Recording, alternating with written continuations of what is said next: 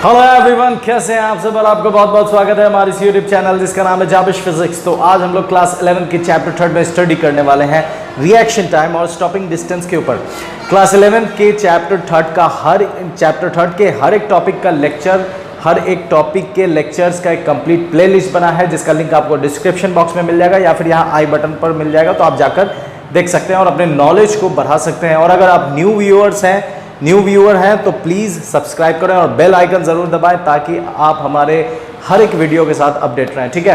तो reaction time actually में होता ये है कि रिएक्शन टाइम और स्टॉपिंग डिस्टेंस, ये दो टॉपिक्स है जो अभी हम लोग डिस्कस करने वाले हैं। बहुत ही इजी टॉपिक है और आपके डेली लाइफ से ये रिलेटेड है, ठीक है।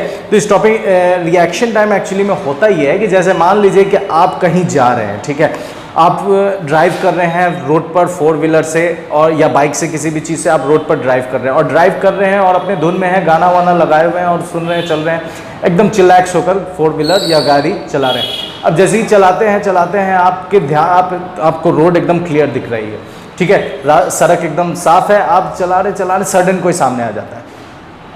अब यहाँ से शुरू होता है कि सडन आपके सामने कोई आया तो आप ब्रेक लगाएंगे, ठीक है। तो यहाँ पर जो टाइम है आपके देखने से लेकर, आपने देखा कि सामने कोई है और उस वक्त उस चीज़ को वहाँ से स्टार्ट करते हैं। आपने देखा, ऑब्जर्व किया और आपने ऑब्जर्व करके आपके ध्यान में ये बात आई कि अरे देखें ये है, इसे बचा सकते हैं, साइड से निकाल सकते हैं या ब्रेक मारे, ठीक है। अगर मान लेते हैं ब्रेक मारने की बात करते हैं, ठीक है, तो अगर आप ब्रेक मारे तो आपने देखा, ऑब्जर्व किया, ऑब्जर्व करने के बाद आपके दिमाग में ये बात चली कि आगे करना क्या है, ठीक है। आपने सोचा ब्रेक लगानी है, ठीक है, ब्रेक लगानी है। तो अब आप ऑब्जर्वेशन से लेकर सोचने के बाद एक्ट किए, ब्रेक लगाए। तो यहाँ से देखने से एक्ट करने तक का जो टाइमिंग है, इसी टाइमिंग को हम लोग क्या कहते हैं, रिएक्शन टाइम, ठीक है। तो रिएक्शन टाइम क्या है, बात समझ में आ रही है कि रिएक्शन टाइम एक्चुअली में ऑब्जर्वेशन से लेकर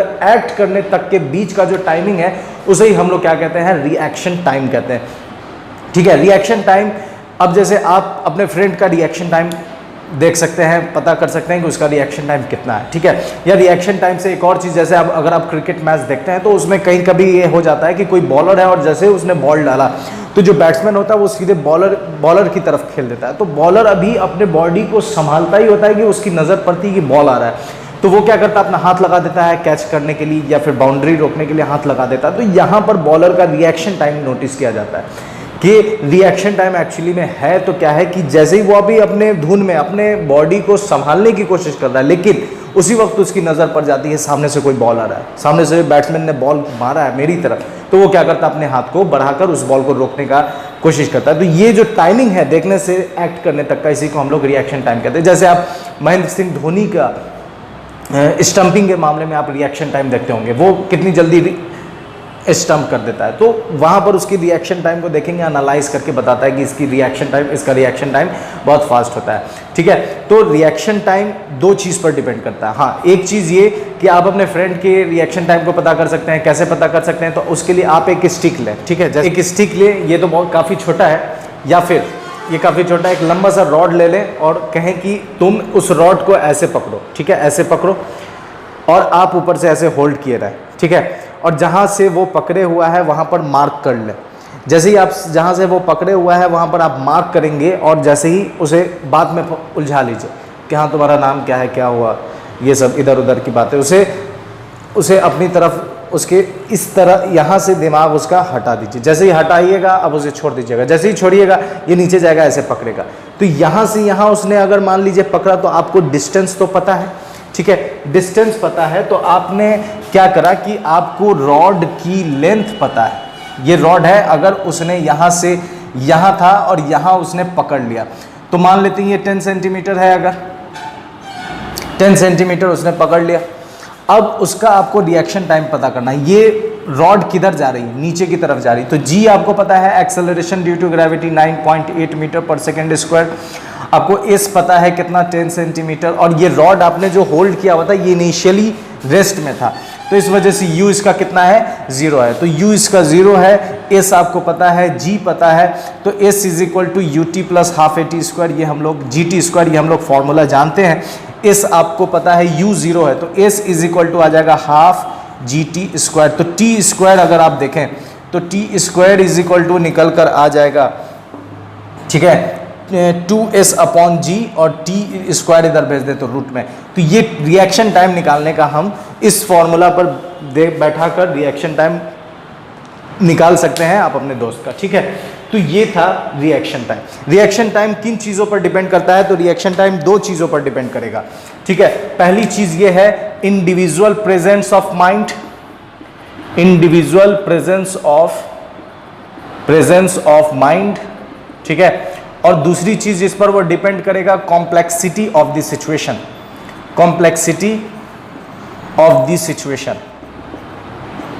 कि सिचुएशन कितना कॉम्प्लेक्स है, इस चीज पर। ये दो चीज है जिस पर रिएक्शन टाइम डिपेंड करता है। एक इंडिविजुअल प्रेजेंस ऑफ माइंड, मतलब आपका ध्यान कहीं और है लेकिन आपने नोटिस किया कि वहां पर ऐसी हरकतें या ऐसा हलचल हो रहा है, तो आपका ध्यान तुरंत वहां पहुंच जाता है, ठीक है। इस वजह से एक चीज़ ये है कि जैसे आप अल्कोहलिक लोगों को देखेंगे जो अल्कोहल के ड्रिंक लेते हैं या ड्रिंक करते हैं, तो उनके साथ देखिएगा जब वो एक्सेस अमाउंट में ले लेते हैं तो होता यह है कि वो झूम बराबर झूम शराबी वाली बातें करने लगते हैं। जैसे एग्जांपल के तौर पर पूछिएगा घर कहाँ है, तो थोड़ा मतलब कि लड़खड़ा के और बलखा के ऐसे बोलने लगते हैं। तो एक्चुअली में होता ये है कि उनका मेमोरी स्लो हो जाता है, उनके अंदर जो ब्रेन में जो सर्कुलेशन होते हैं या उनका रिएक्शन टाइम, आप सीधा कहें रिएक्शन टाइम उनका बहुत ज़्यादा घट जाता है, इसलिए वो चलते भी हैं तो झूम बराबर झूम शराबी टाइप, तो वहाँ पर उनका रिएक्शन टाइम बहुत कम हो जाता है, ठीक है। इसलिए कहा जाता है कि आप जब भी बाइक चलाएं या ड्राइव करें तो अल्कोहल ना यूज़ करें, क्योंकि आप उस वक्त आपका रिएक्शन टाइम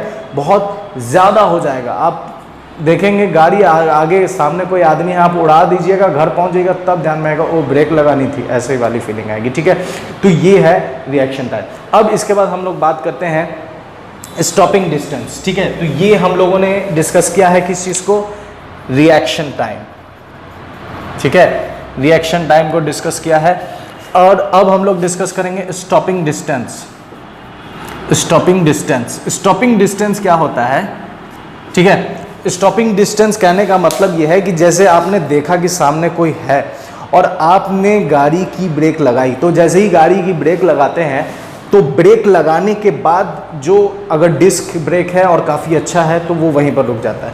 लेकिन अगर कभी कभी ये होता है कि चक्का स्किड करते हुए आगे की तरफ बढ़ जाता है, तो ब्रेक लगाने के बाद रुकने तक जो डिस्टेंस कवर करेगा स्किड करके, उसी को हम लोग क्या कहते हैं? Stopping distance. तो स्टॉपिंग डिस्टेंस क्या है, बात समझ में आई?